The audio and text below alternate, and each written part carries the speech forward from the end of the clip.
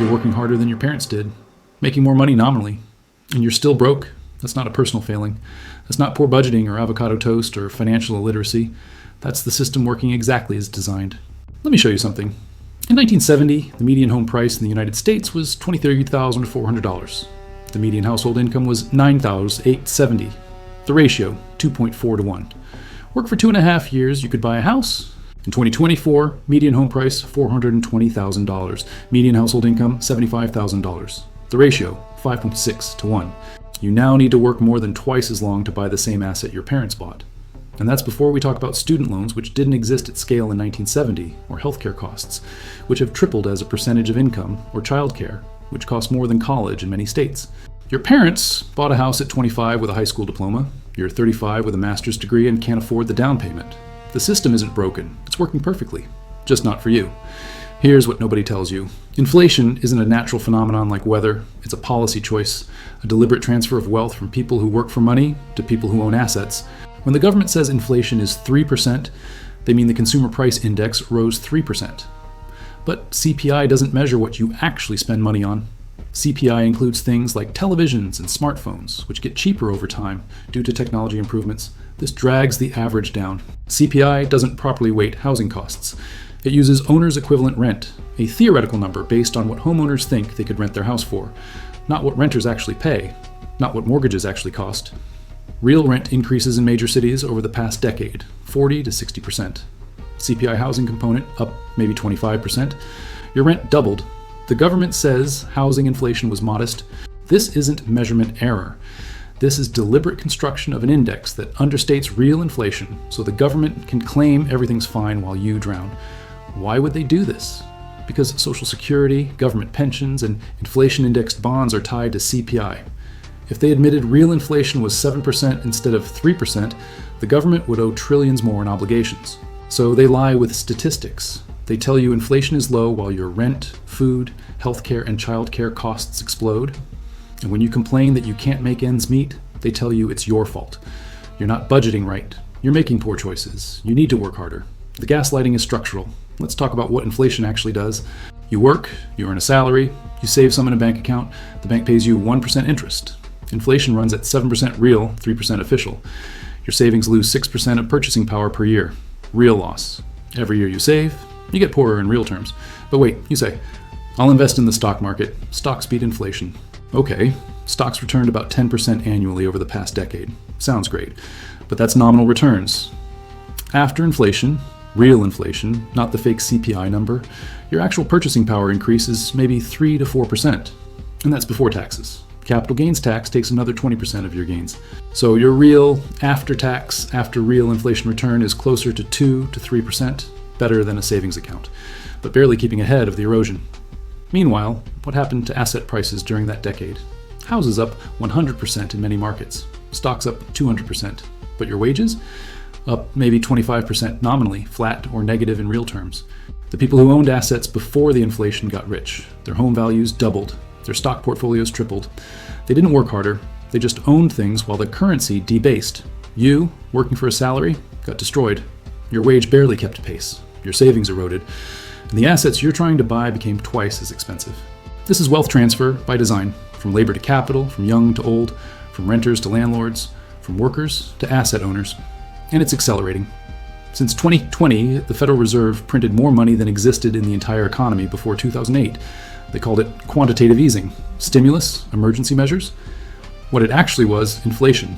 Deliberate, massive inflation of the money supply. Where did that money go? Did it go to you? Did your bank account suddenly have an extra $50,000 deposited? No. It went to banks, to corporations, to asset markets. The Fed bought bonds, which pushed bond prices up and interest rates down. This inflated stock prices, real estate prices, everything you don't own. The people who owned assets before the printing got phenomenally wealthy.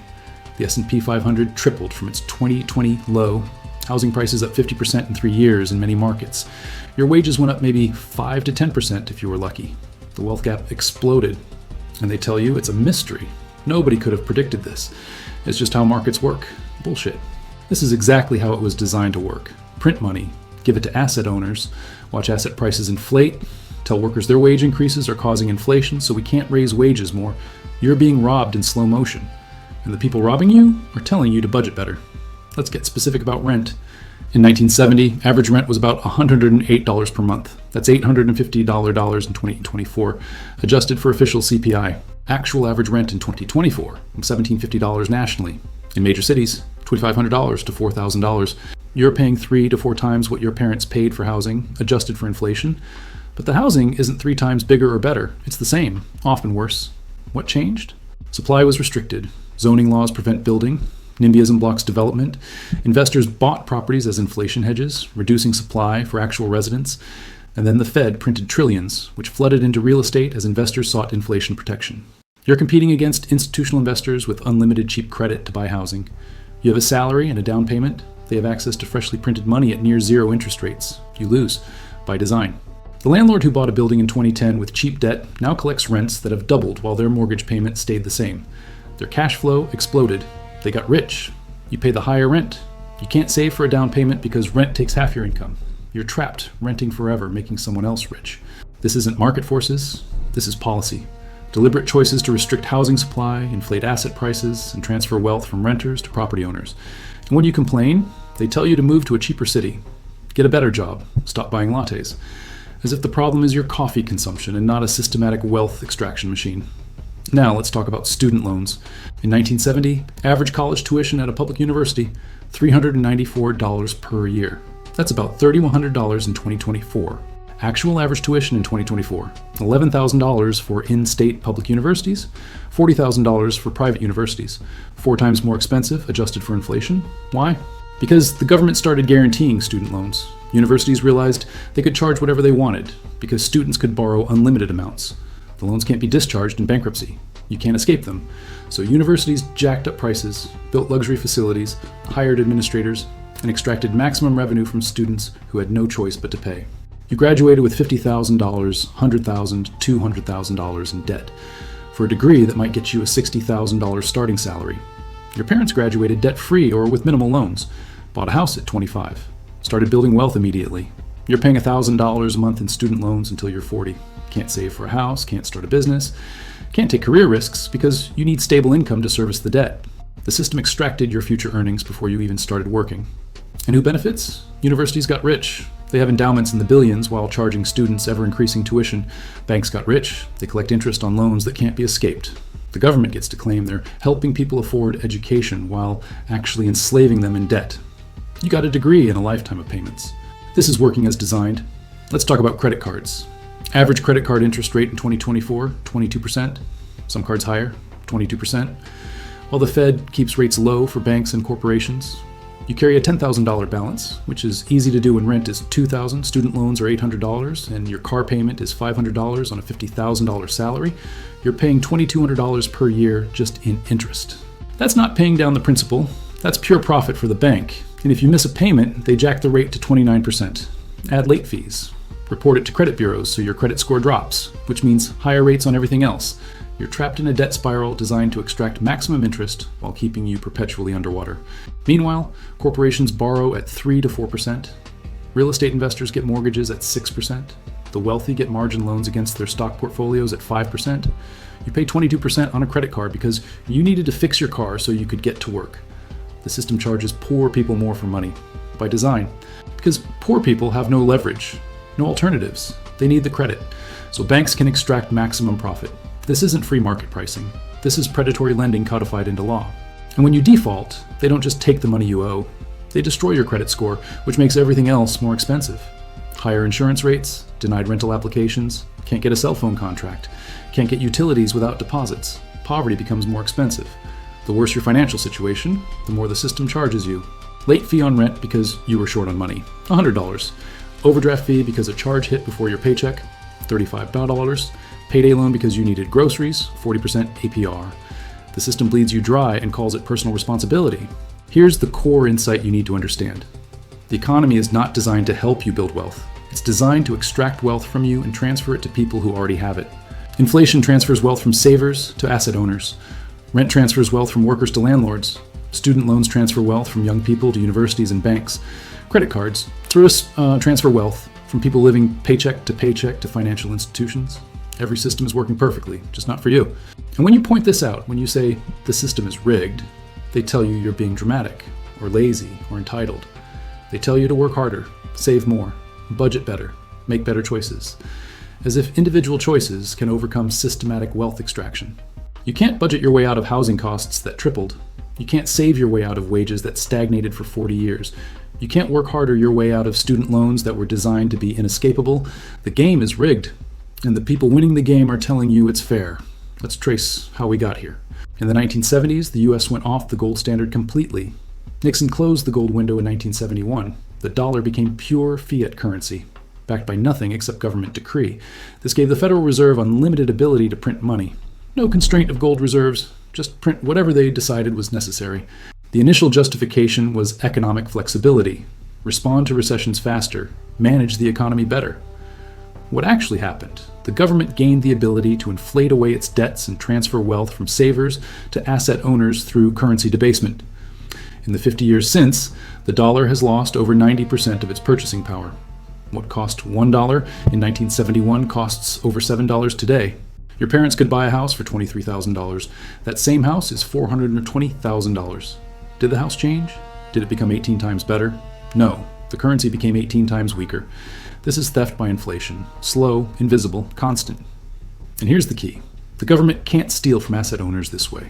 If you own a house, stocks, or real assets, those assets rise in nominal value as currency debases. You're protected.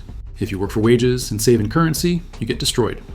Your savings lose value every year. Your wages buy less every year. The system punishes labor and rewards capital. Now let's look at housing specifically. After World War II, the US had a massive housing boom. Levittown and similar developments made home ownership accessible. VA loans, FHA loans, government programs that helped normal people buy houses. By the 1960s, home ownership rates peaked around 65%. Normal people owned homes. Then something changed.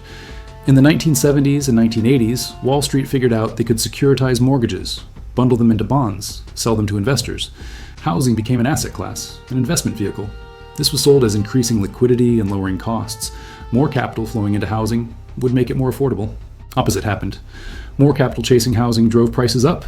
Investors started buying properties not to live in, but to rent out or hold as inflation hedges. By the 2000s, institutional investors were major players in housing markets. After 2008, when foreclosures flooded the market, Blackstone and other firms bought tens of thousands of homes at discounted prices. Those homes didn't go back to families. They went to Wall Street, became rental properties, permanent income streams for investors. You're not competing with your neighbor to buy a house anymore. You're competing with billion-dollar funds that can pay cash, close in days, and don't care about overpaying because they're using freshly printed, cheap money. You lose. The house gets bought by an investor, gets rented back to people who can't afford to buy. And the cycle continues. Home ownership rates have dropped, renting has increased, and the wealth gap exploded because home ownership was the primary wealth-building tool for middle-class families. Take that away, and people can't build wealth. They pay rent forever. They stay poor. This was policy, deliberate financialization of housing, and it destroyed the pathway to wealth for an entire generation. Now let's look at wage stagnation. In 1970, you could support a family of 4 on a single income. One parent worked, one stayed home, they owned a house, had a car, took vacations. By 2024, both parents work and they still struggle to afford the same lifestyle. What happened? Wages decoupled from productivity. From the 1940s to 1970s, as workers became more productive, produced more value per hour, wages increased proportionally. Productivity up 50%, wages up 50%. After the 1970s, productivity kept rising, up over 250% since 1970, but wages? Flat. Adjusted for real inflation, median wages haven't increased in 40 years. All the productivity gains went to profits, to shareholders, to executives, not to workers. Why? Because unions were destroyed, labor protections were gutted. Globalization allowed companies to offshore jobs and threaten workers with replacement. You want a raise? We'll move the factory to Mexico. You want benefits? We'll hire contractors instead of employees. You want job security? We'll automate. Workers lost bargaining power, companies gained all the leverage, and wages stagnated while profits exploded. The S&P 500 is at all-time highs, corporate profit margins at record levels. CEO pay up 300% since 1990. Your wage? Flat. This is wealth transfer, from labor to capital, from workers to owners, by design. And when workers complain, they're told they need to upskill, learn to code, get more education. So they do. They go into debt for degrees, and then discover that even skilled jobs don't pay enough to afford housing because housing costs tripled while wages stayed flat. The advice is a trap, designed to blame workers for systematic failures. Let's talk about healthcare.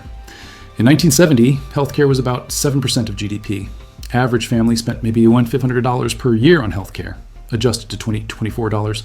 In 2024, healthcare is 18% of GDP. Average family spending over $12,000 per year, and that's with insurance.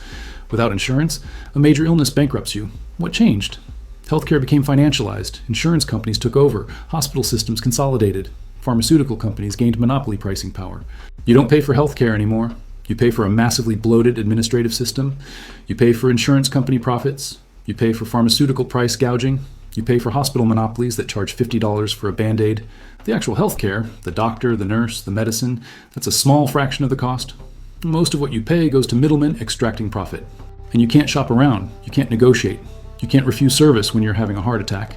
You pay whatever they charge or you die. That's not a market. That's extortion. Insurance companies deny claims to maximize profit. Pharmaceutical companies charge Americans 10 times what they charge Europeans for the same drug. Hospitals charge different prices to different people for the same procedure based on what they think they can extract. This is systematic wealth extraction disguised as healthcare, and it's not fixable within the current system because the current system is designed to extract wealth. That's its purpose. Providing healthcare is secondary. Now let's connect all of this. You graduate college with $80,000 in debt. You get a job making $55,000. After taxes, you take home maybe $42,000. Your rent, $24,000 per year. Student loans, $10,000 per year. Car payment and insurance, $6,000 per year. Healthcare, $3,000 per year in premiums and out of pocket. That's $43,000. You're already over budget before food, utilities, phone, internet, or anything else. So you use credit cards, you carry balances, you pay 22% interest, you fall behind. Late fees, credit score drops, everything gets more expensive. You can't save, you can't invest, you can't buy a house. You're trapped in a cycle of debt and rent, making other people rich while staying poor yourself. And this isn't bad luck. This isn't poor choices. This is the system working exactly as designed. The student loan system extracted your future earnings. The housing system priced you out of ownership.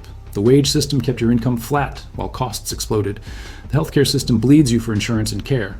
The credit system traps you in high-interest debt. Every piece of the system is designed to keep you poor and transfer your wealth to people who already have it.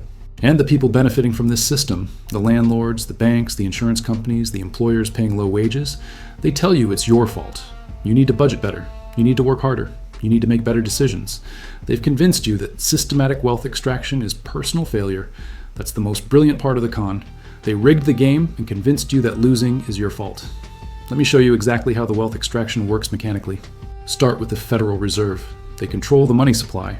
When they say they're stimulating the economy, what they actually do is create new money and use it to buy bonds from banks. The banks now have cash. What do they do with it? Lend it out, but not to you for a small business or a house. They lend it to corporations at low rates. They lend it to real estate investors.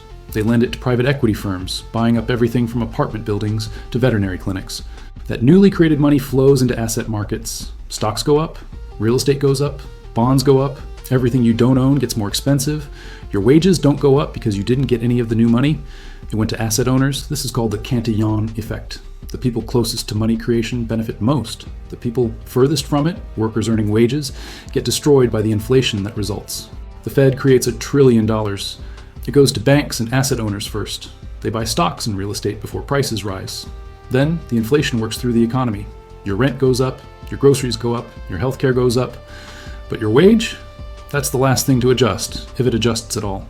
By the time you get a 3% raise, prices have already increased 7%. You lost 4% of purchasing power. Meanwhile, the person who owned stocks before the Fed printed money is up 30%. They didn't work harder. They didn't create value. They just owned assets when the money printer turned on. This is systematic theft, and it's completely legal because the people benefiting from it write the rules. Now let's talk about how debt traps work. You need a car to get to work. You can't afford to buy one cash. So you finance. $30,000 car, 72-month loan at 7% interest. You'll pay over $37,000 total. That's $7,000 in pure interest. Money you worked for, handed to a bank for the privilege of buying something you needed to work. But it gets worse. Cars depreciate. By the time you finish paying off the loan, the car is worth maybe $12,000. You paid $37,000 for something worth $12,000. You lost $25,000. The bank made $7,000. The dealership made their markup. And you're now driving a 7-year-old car that needs repairs. So you do it again. New loan, new interest, perpetual cycle. This is wealth extraction through necessary purchases. You need a car. The system forces you into debt to get it, then bleeds you through interest and depreciation. Same thing with student loans, but worse because you can't even default. You borrow $80,000 for a degree you were told you needed to succeed. The interest rate is 6%. Over 20 years, you'll pay $138,000 total. But here's the thing, that $80,000 didn't cost the lender $80,000. Under fractional reserve banking, they created most of that money out of nothing. They might have had $8,000 in reserves and lent you $80,000. You pay back $138,000 on money that barely existed. Pure profit for the bank, pure extraction from you. And you can't escape it. Bankruptcy doesn't discharge student loans. Default, and they garnish your wages, ruin your credit. You're trapped. This is indentured servitude with extra steps. Now let's look at rent extraction specifically. Your landlord bought the building in 2015 for $2 million. They put down 20%, $400,000, and borrowed $1.6 million at 4% interest. Their mortgage payment, roughly $7,640 per month. The building has 20 units. They charge $1,800 per unit. That's $36,000 per month in rent. After the mortgage, property tax, insurance, and maintenance, they're clearing maybe $15,000 per month in profit.